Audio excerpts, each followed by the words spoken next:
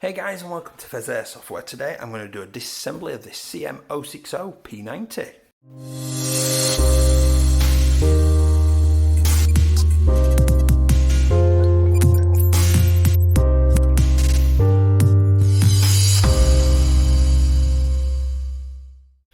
So I just want to make a note on safety. Whether I'm disassembling, unboxing, chronoing, whatever it is I'm doing, I may always make sure I'm in a completely safe environment.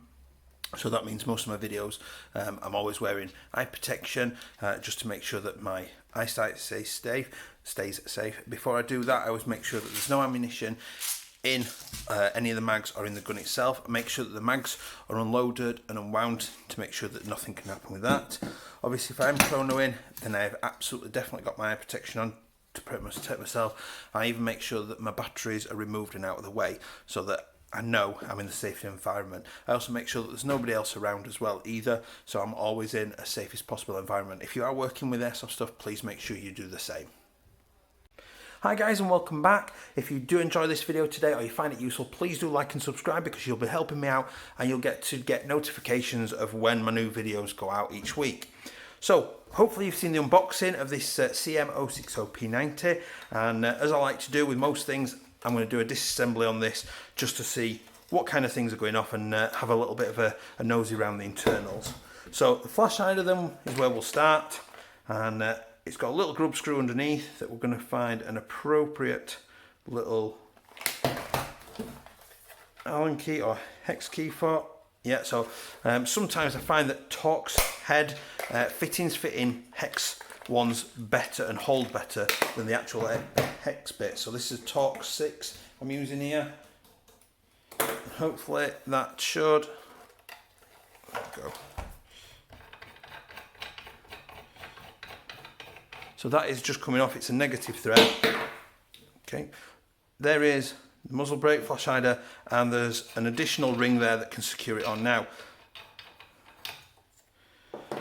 that's a little bit different, isn't it? It's partially cut back there, but you have got full threads at the bottom. I'm not sure if that would hold something before it gets all the way down, but it is a 14mm negative thread. That's definitely a little bit different. We'll move those out of the way. So you can, if you wish, obviously put a suppressor, barrel extension on there, that kind of thing. These little rails, I'm not sure about this side, but look like they will definitely come off at that side.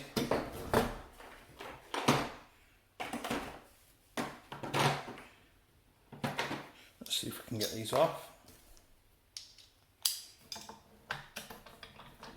So that is a H4 apparently, hex head or Allen key, and they're just bolted together.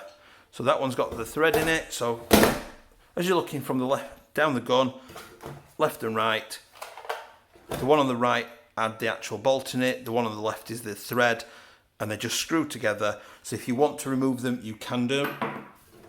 Next thing I'm going to do, I'm going to split the upper part. So we're just going to press in this clip here, and that's going to slowly, there we go, release this front assembly. So we've now mostly just got the gearbox in the back of here, which we'll come to in a minute. So we've got our charging handle assembly here, which is obviously spring mounted on this spring on the barrel, and we've got our barrel, which we should be able to quarter twist out. So just to show you, on this one, obviously the feeding point is on the top, so the BBs are feeding down into it and then going forward. So from underneath, I'm going to twist it to the left, and then it's just going to gently, carefully come out. I can put that down. So there's the barrel. It's quite a short little barrel. Obviously, being a bullpup, it's got a longer barrel than it would normally have. So a bullpup is where the rounds, the bullets, if you like, and the real ones feed in behind the trigger block, which means that you've got effectively a longer barrel in a shorter weapon. Similar sort of design to the Steyr AUG and the SA80 or L85, whichever you want to call it, that the British Army use. So there's the hop unit, which is obviously unique to the P90, and that currently is set, if you can see, that's currently set for 0.2 gram BBs. So I'll just turn that all the way on. Now that's quite a bit of adjustment, that. and I would say it'll quite easily hop well over 0.2s. Obviously the range you'll get out of that will be different. We were a little bit disappointed in the range, and possibly a hot rubber. It looks like a standard hot rubber might do that. So to strip this down, we've taken the spring off. I'm just going to pop this clip up. It's very similar, I suppose, to an M4 style, and then that should slowly, and it does, just wiggle its way off. And be careful not to lose, obviously, your little nub that pushes down. Now, there is quite a lot of grease in there, so I would suspect that a good barrel clean to get all that grease out would actually fix probably any issues initially out of the box of accuracy and range, and you'll be left with a fairly nicely performing little P90 for currently under £100. I think we paid about £87 for this one for the channel. So put that back together, slide that back in, and I'm going to very carefully just maneuver that in. This does just lift out with this assembly, and you've got, this is the button here that releases the upper part, so just be very careful with that, obviously, when you're working on it. So while you're rebuilding it, particularly on the upper, obviously we've got the little button that sits in there that releases it from the lower receiver, and this is actually sort of a combined assembly. So the little springs just push in there, and it sits in like that. There we go. And then this plugs into here like that. May not sit all the way in. We're just going to feed that in there, drop that into there. In case you're wondering on the button, when that focuses, there we go, the slant should go to the front like that. Put that in there, and then what I can do now is I can bring the barrel in, slide that in there, and then I can be using the barrel to guide that into there like that. There we go. Plug it in, spin it round, and then we've rebuilt the upper. So the next part then that we've got is we've got the gearbox to get out of the body, and the way we're going to do this initially is we're going to remove these two screws here. It's much like a Thompson. It's a very long time since I've worked on one of these.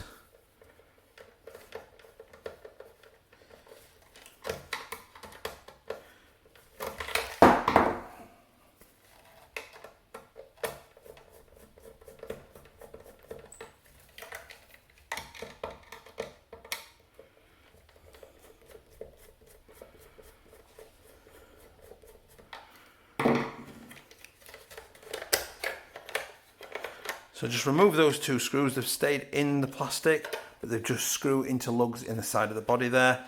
And I'm just going to move this out of the way. And then if I remember correctly, the gearbox does just slide out, just like that. And then we're left with basically an empty plastic shell, which is incredibly light. So there we've got the gearbox, version 6, so this is the same gearbox, or majority same gearbox as the one in the Thompson. Obviously slightly reworked to match the shape of the P90. Tokyo Marui did a good job of sort of coming up with this design really. Obviously in the Thompson the motor come down into the pistol grip. With this one it's sat in behind it, so we've got this shape in. So what we're going to do is just carefully lift these wires out. I'm going to disconnect, there we go, you're coming off, disconnect the motor connections. So I don't know if you can see, but they've obviously been twisted slightly just to allow the connectors on and off, and the black wire does go through this little gap here, as you can see there, round onto this terminal. So you've got the red is on the right, the black is on the left. So I'm going to take this motor out of the way. I assume it's just this screw and this screw. In fact, what we're going to do is I'm going to bring my mat in, and I'm going to bring the camera down so we can see a little bit closer. So now we've come down a little bit closer, we're going to see if we can get this motor off before we get into the actual gearbox. Now I'm noticing that this has got metal bushings in it, which is reassuring to me straight away that this should be quite long lasting. They've obviously built it a little bit better quality. We'll see what the compression everything is like when we get into the internals to do the internal review. Now this whole electrics trigger block system just all looks a little bit flimsy and cheap plastic. And do make sure any screws that you're taking out are kept obviously in the appropriate place, just because you don't want to lose them. Now I think we're going to have to take off the whole trigger block.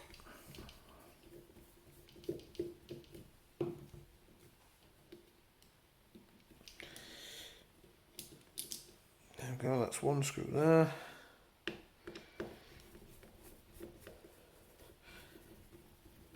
Must be 10 plus years ago since I've worked on one of these. Oh, and there goes the trigger unit. Obviously it's still stuck behind there at the minute, but I can lift that out of the way, and I didn't need to undo these screws which would expose the wires, and there's the other screw I was looking for the motor.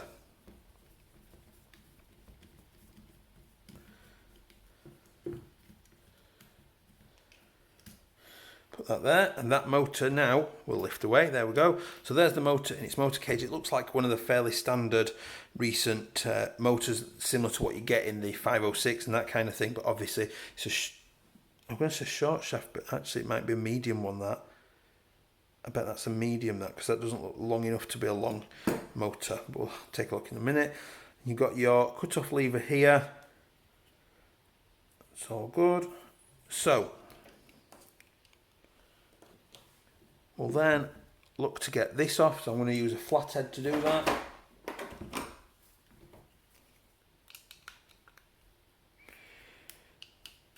There we go, that simply just came off. So we've got one screw left, and then we're going to have to brace it before we pop it open, just so we don't get obviously parts flying across the room. Safety first and all that. So I've got a flathead. I'm just going to push this into the back. There is an opening, and I'm just going to twist it up slightly and pushing the blade down so I can separate it. I'm just making sure I've got all the screws. There we go. Oh, there we go. It's trying to force its way out anyway. So there is the tappet. There's the spring and spring guide. Well, so let's start with the compression then. So I'll take the nozzle off. So it's a vented cylinder. It's coated in blue grease all over. So we'll get our finger over the end, and we're looking for pressure, and yeah, there's no compression. To be fair, considering this is doing 335 FPS, it must be getting some compression at some point. It must be hitting something nice, because at the minute there's no compression there, but it's still putting out 335 FPS, 340, and the spring's not exactly like a super strong spring. It's quite a soft spring, so they've done a decent job with that. It's obviously getting good compression somewhere. So you have got a bearing based metal spring guide there, which is nice. It just helps keep the spring a little bit healthier. It's obviously a non-linear spring. In terms of the tappet plate and the air nozzle, I'm never convinced about this clear plastic. I always think it's a little bit weak and potential to failure fairly quickly. And the tappet plate looks okay, but not the best of quality. A little bit flimsy, maybe not the best of materials. But then the gear set itself, just lift that out, the sector gear, it's looking pretty damn good. The gears have obviously jumped about a little bit. Gear set's actually pretty nice. And there's your reversal latch. There is a lot of blue grease in here, and possibly needs a cleaning out. Obviously with version 6 gearboxes, the middle gear gets these sort of like oval bushings.